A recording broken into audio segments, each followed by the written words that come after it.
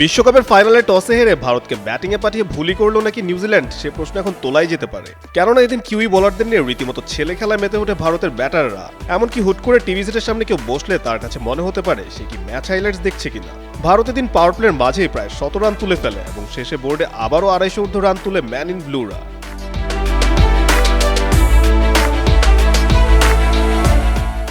টসে হেরে অপরিবর্তিত একাদশ নিয়ে ব্যাটিংয়ে নামে টিম ইন্ডিয়া।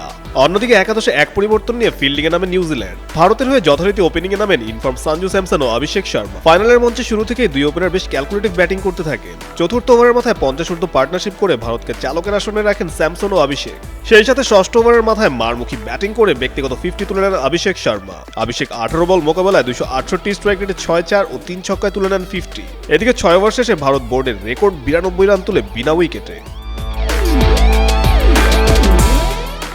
পাওয়ার প্লে শেষে অভিষেক শর্মাকে ফেরানো গেলেও থামানো যায়নি ভারতের ব্যাটিং ঝড়।